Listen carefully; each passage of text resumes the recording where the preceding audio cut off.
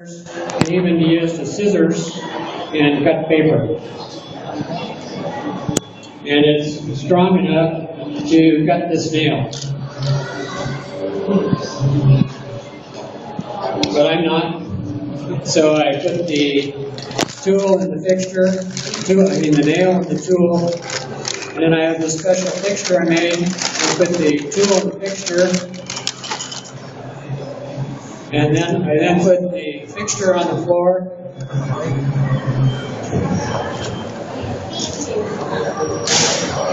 Anong tool yan, pare?